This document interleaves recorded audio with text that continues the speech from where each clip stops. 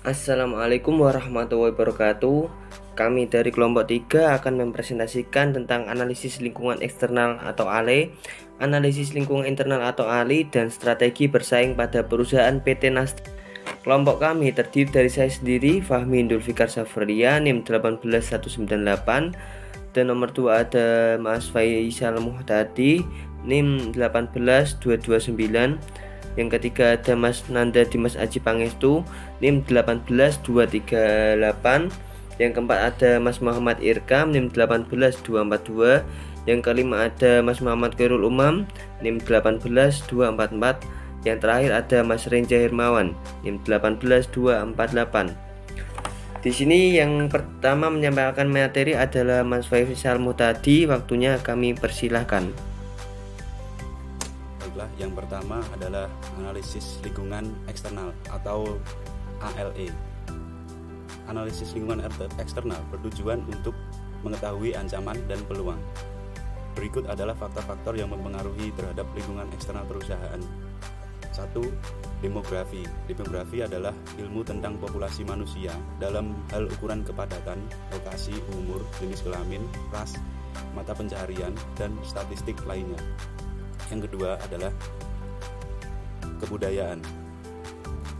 Kebudayaan adalah lingkungan budaya dibentuk oleh lembaga-lembaga dan kekuatan-kekuatan lain yang mempengaruhi nilai-nilai dasar, persepsi, preferensi, dan perilaku masyarakat. Yang ketiga adalah teknologi. Teknologi merupakan kekuatan paling dramatis yang sekarang membentuk dunia. Teknologi baru-baru ini telah menciptakan pasar dan kemungkinan baru lainnya. Yang keempat adalah pemerintah. Pemerintah juga mempunyai peran penting dalam kehidupan perusahaan pemerintahan. Biasanya berfungsi sebagai wasit yang memastikan bahwa aturan berjalan sesuai dengan semestinya. Berikutnya adalah analisis lingkungan internal, yaitu lingkungan yang mempengaruhi kemampuan perusahaan dalam melayani pelanggan. Berikut adalah faktor-faktor yang mempengaruhi terhadap lingkungan internal perusahaan. 1. Pembeli. Sebagai perusahaan multinasional, Nestle mempunyai pangsa pasar yang besar ditunjukkan dari banyaknya jenis-jenis produk yang dipasarkan oleh Nestle. 2. Produk pengganti. Nestle telah menjadi raja di bidang produk makanan, tetapi para kompetitor selalu melakukan perubahan serta mengembangkan produknya untuk dapat menyaingi Nestle. Tapi sejauh ini Nestle selalu berada selangkah lebih maju dari kompetitornya dengan cara membuat produk-produk baru yang dibutuhkan oleh masyarakat luas dengan melihat kebutuhan dan keinginan para konsumennya. 3. Persaingan antar industri. Nestle meluncur dan hampir semua produk tersebut sukses di pasar. Sebagai produsen makanan dan minuman terkemuka, Nestle sangat jeli dan menyuguhkan produk-produk yang dapat disenangi oleh para konsumennya. 4. Pendatang baru.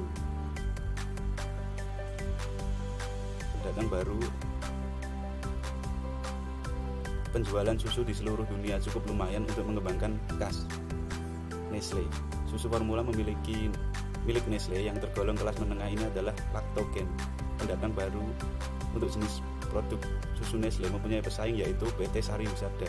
Perusahaan susu anak SGM, Lactamil, dan Vitalac ini dalam setahun bisa memproduksi susu sebanyak 41.500 ton. Analisis SWOT, yaitu 1. Kekuatan, strength. A. Merek terkenal dunia. B. Sistem distribusi yang luas. C. Portofolio produk yang luas. D. Tenaga kerja besar. E. Pusat lead bank. F. Ekuitas merek. Baiklah, yang selanjutnya adalah kelemahan atau weakness. Di dalam kelemahan atau weakness ini terdapat 3 faktor. Yang pertama itu kontroversi magi. Di India, magi baru-baru ini dicekal karena ditemukan mengandung zat adiktif yang berbahaya. Ini mempengaruhi nama merek Nestle dan magi secara besar-besaran.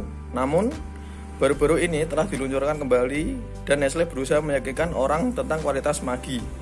Yang kedua adalah struktur merek. memiliki banyak merek di bawah kelompok payung yang sama, sehingga mengelola merek individu dalam jumlah besar dapat menciptakan konflik kepentingan. Yang ketiga, masalah hukum dan konsumen. Meskipun Nestle adalah raksasa makanan global, tetapi hal ini menjadi kontroversi selama bertahun-tahun, seperti boikot susu formula bayi Nestle, pekerja anak oleh pemasok, penetapan harga coklat, dan lain-lain yang mengakibatkan promosi negatif dari mulut ke mulut. Selanjutnya, peluang atau opportunity. Dalam peluang atau opportunity terdapat 5 faktor. Yang pertama adalah sarapan sehat. Yang kedua adalah memperluas pasar. Yang ketiga, meningkatkan tingkat pendapatan. Yang keempat, aliansi strategis. Yang kelima, lebih fokus pada R&D untuk menangani masalah etika.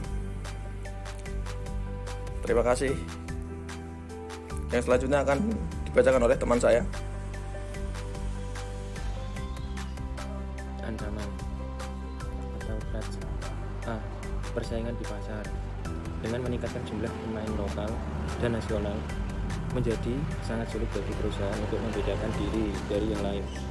Ada juga ancaman dari produk palsu yang merusak citra merek di pasar. B. Harga komoditas. Kenaikan harga komoditas akan mengakibatkan kenaikan harga lebih lanjut. Kenaikan harga lebih lanjut akan mengakibatkan penurunan penjualan, margin, dan peralihan merek. C. Kekuatan pembeli. Dengan pasar barang konsumen yang sangat beragam, di mana ada banyak merek yang mengklaim berbagai jenis manfaat, sangat sulit bagi konsumen untuk tetap berpegang pada merek tertentu, dan karenanya menghasilkan peralihan merek di mana konsumen mendapat kekuatan untuk memilih merek berdasarkan beberapa faktor seperti kesediaan, rekomendasi grup preferensi atau preferensi, dan harga. Analisis implementasi strategi. Nestle mendorong agenda pertumbuhan kami melalui manajemen biaya yang disiplin, meningkatkan efisiensi operasional di semua tingkat bisnis, dikombinasikan dengan pertumbuhan penjualan.